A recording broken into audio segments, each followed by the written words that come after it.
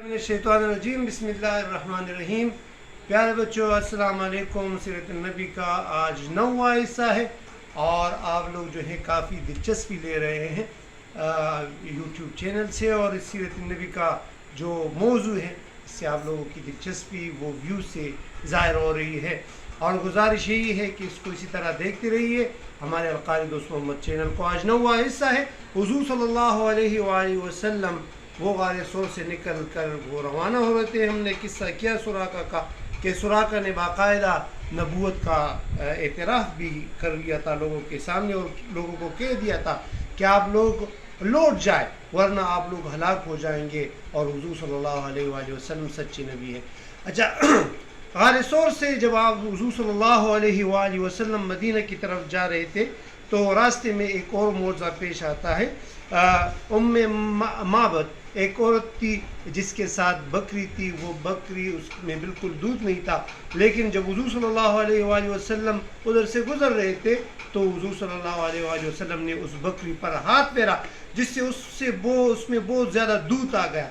तो उम्मे माबद जो है वो बहुत ही हैरान हो गई कि ये क्या मौजज़ा है। उसने हुज़ूर सल्लल्लाहु अलैहि वसल्लम को भी बकरी का दूध पिलाया, ख़ुद भी पिया, अपने बच्चों को भी पिलाया, और फिर इसका जिक्र जो है वो अपने खावन से किया कि इस तरह एक शख्स आया था जो मदीना की तरफ जा रहा था और उसने हमारी बकरी पर हाथ फेरा जिससे हमारी बकरी में बहुत ज़्यादा दूध आ गया।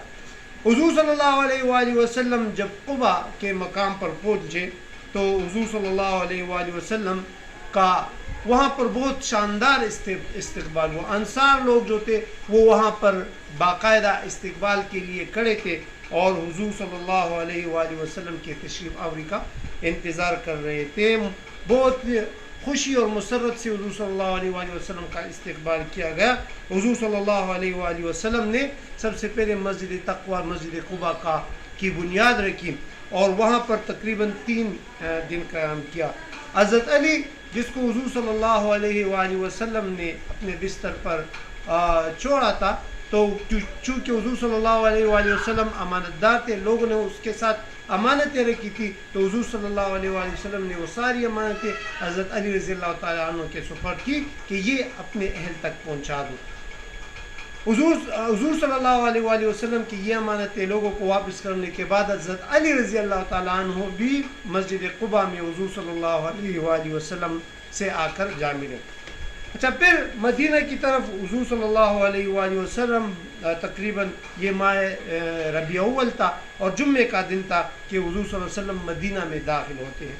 मदीने में लोग बहुत ही जोश और मुसरत से हुज़ूर सल्लल्लाहु अलैहि वसल्लम का इस्तकबाल करते हैं। कोई पैदल जा रहा है, कोई सवारी पर है, कोई हुज़ूर सल्लल्लाहु अलैहि वसल्लम के दाएँ हैं, कोई हुज़ूर सल्लल्लाहु अलैहि वसल्लम के बाएँ हैं, और हुज़ूर सल्लल्लाहु अलैहि वसल्लम का एक शानदार इस्तकबाल हो रहा है। कोई कह रहा है कि हमारे साथ रुके।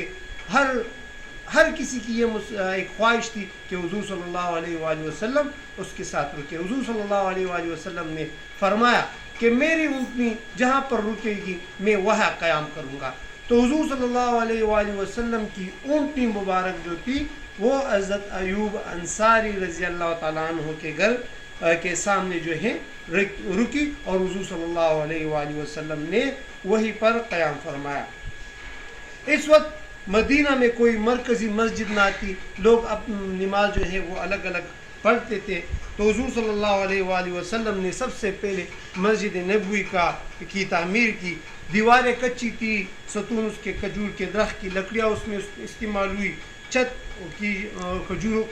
के ऊपर खजूर की शाखें भी डाली गई। ये मुक़द्दस मकाम था और हुज़ूर सल्लल्लाहु अलैहि वसल्लम ने मस्जिद की बाकायदा बुनियाद रखी।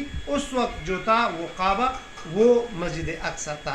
अभी जो खाना काबा है वो क़िबला रुख नहीं था। हुज़ूर सल्लल्लाहु अलैहि वसल्लम ने मस्जिद नबवी की बाकायदा तामीर की, और फिर इस मस्जिद नबवी के आप लोगों को पता है कि बाद में हज़रत उमर रज़ियल्लाहु ताला अन्हु की खिलाफत में इसमें तोसी की गई और कई अदवार में इस मस्जिद की तोसी हो गई।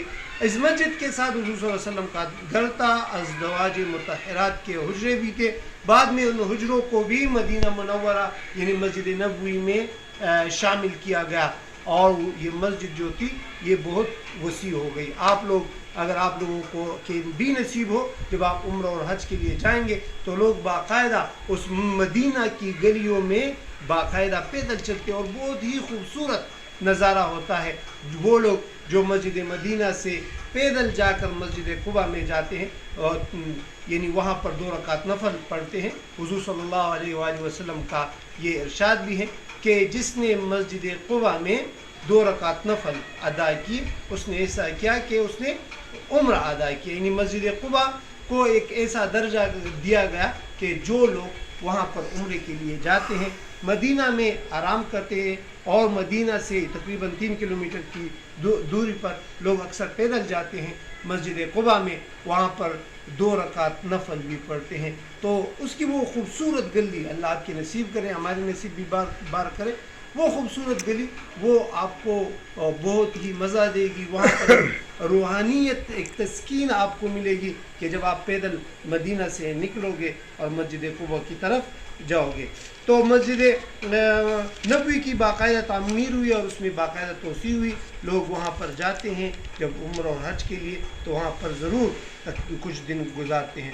اچھا, مسجد نبوی کے بعد ہمارا جو ہے حضور صلی اللہ علیہ وآلہ وسلم کے ازواج مطہرات کے بارے میں جو ہے آپ لوگ انشاءاللہ ویڈیو دیکھیں گے. اس کے بعد جو غزوات ہوئے ہیں, مختلف غزوات ہوئے ہیں, اس میں بھی انشاءاللہ آپ لوگ جو ہیں ان ویڈیو میں ان کو دیکھیں گے. ہمارے اس یوٹیوب چینل سے جڑے رہیے اور القاری دوست محمد صاحب کو انشاءاللہ یہ مدینہ کا سفر وہ اس میں خوبصورت نعت بھی آپ کو سنائے گا, اس کو بھی آپ لوگ سنیں کیونکہ مدینہ کا ایک عجیب سفر ہے. لوگ مدینہ جاتے ہیں تو ایک عجیب سی کیفیت ہوتی ہے, تو وہ نعت بھی آپ سنیں گے. اس چینل کو آپ لوگ مزید لوگوں کے ساتھ شیئر کر لیں اور لوگوں کو یہ قصے جو ہیں خود بھی سنائیں. اچھا, مدینہ تقریباً یہاں تک ہم پہنچ گئے ہیں. اس کے بعد حضور صلی اللہ علیہ وآلہ وسلم کی زندگی میں جو اور واقعات آئے ہیں وہ آپ لوگ ان ویڈیو میں سنیں گے کہ کس طرح حضور صلی اللہ علیہ وآلہ وسلم نے غزوات میں حصہ لیا اور ازواج مطہرات کے بارے میں بھی آپ لوگ سنیں گے.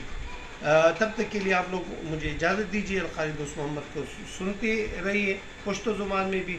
واخر دعوانا الحمدللہ رب العالمین.